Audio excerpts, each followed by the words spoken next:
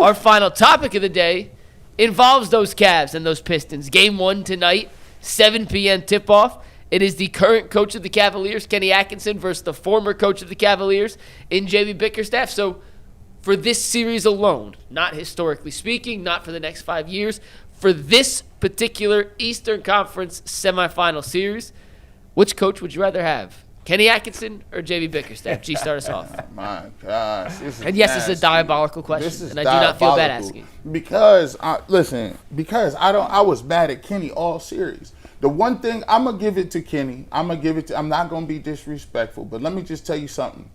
JB is on the warpath right now. You think that this man, he got the board up. He got the NCIS up. Like he got the potential unsubs up there. He looking around. He got the string pulled down. Like, yeah, I'm coming for Donovan Mitchell. I'm coming for Kenny.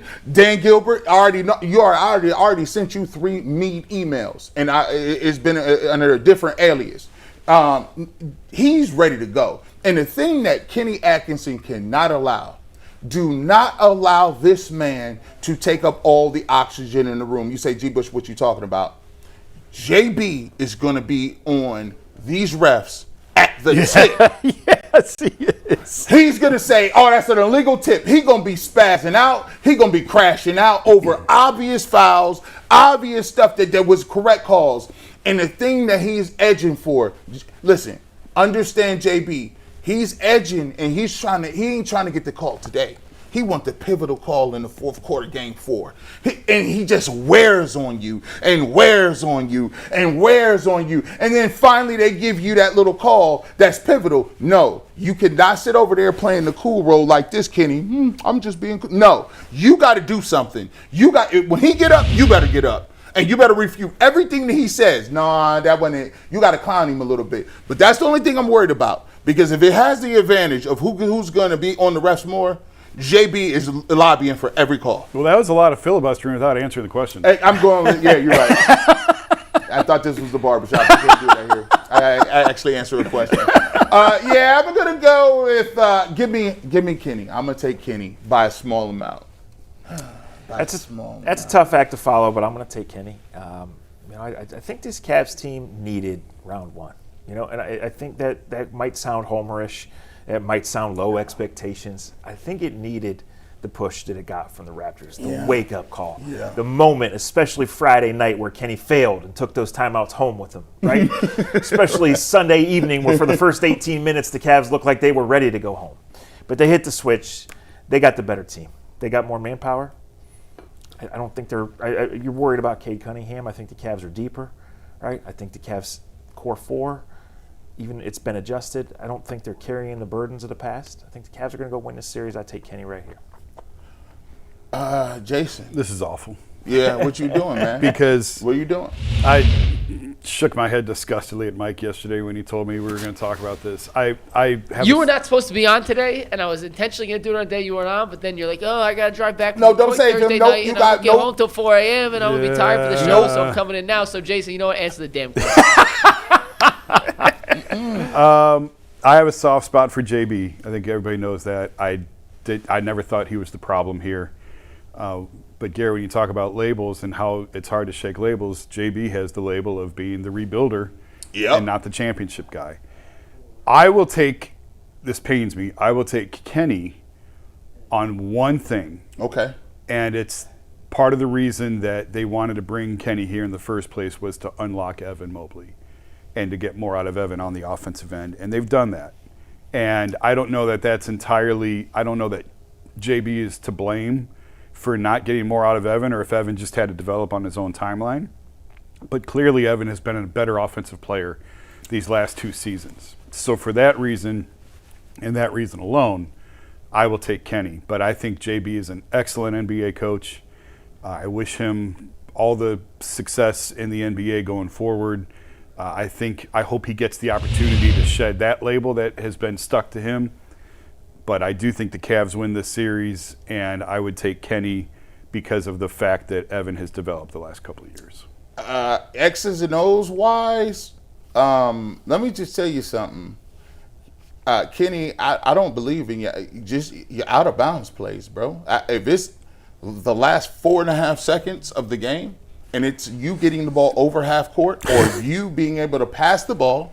Well, he's not the one dribbling. That's on the guys. Good, great. Like X's and O's, McNuggets. What does the panel feel? Kenny or JB? Oh, X's and O's, it's definitely Kenny. Yeah, it is. And I know you can look at the one example late in Game 6 and that whole thing, but the Cavs ranked top 10 this year and last year. They were top 5 in points per possession on baseline out of bounds, sideline out of bounds. Like, they've been a really, really, really good ATO team in Kenny's tenure. JB's the motivator. You know when you create a player or create a coach in the new college football game and you got to pick the archetype? Mm-hmm. JB's the master motivator and Kenny's the X and O tactician, whatever the archetype was. Yeah, called. I like that word, tactician. Tactician. Yeah, like they're different styles, and they've each had success in their own right. For this particular series, you look at JB, who's the more defensive-minded coach, versus Kenny, who's the more offensive-minded coach. In the playoffs, JB's offenses have struggled mightily, whether it was in Cleveland or even last year with Detroit, and in the first-round series against the Orlando Magic. When they struggle to score 100 points, they often don't win. The Cavs' defense last year wasn't the issue. The issue was they couldn't get it past half court, and they couldn't score. It's going to come down to Kenny against a really, really good defense in Detroit to be able to draw up and scheme up some easier looks for Donovan, for James, for Evan, for Jarrett. And I think the one thing Kenny has to keep in mind, and maybe the most important thing for Kenny this entire series, is how to keep the bigs engaged. Because when they get going early, whether it's Jarrett, whether it's Evan, whether they're both on the court together, when they're staggered and it's just one on the court and the other's on the bench, that is when they're at their best.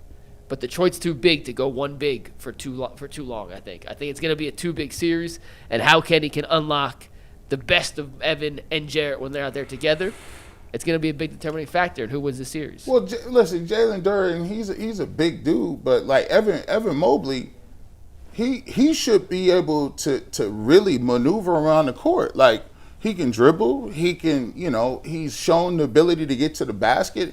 Athletically, he may be giving up some size and some strength, but he can make Jalen Duren pay. Like, if Jalen Duren's gonna have to move his feet, and that's the great thing. And that's why Evan Mobley is like the X factor, because if Evan Mobley can get Duren in foul trouble, that changes the entire complexion of what now the guards can do, because now the guards can get into the paint and they don't have to deal with the big bully and at the rim.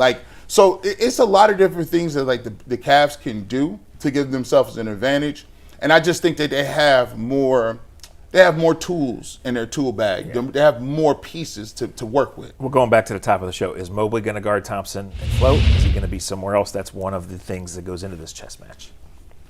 Yeah, 7 games though. 7 games. Do the Cavs win game 1, fellas? Do they win game 1? Put it down. What do we got, Jason? No, I think Detroit wins tonight, actually. Zach? Yeah, I think Cavs get 1 here, but I would lean towards it more being game 2 if I had to. McNuggets?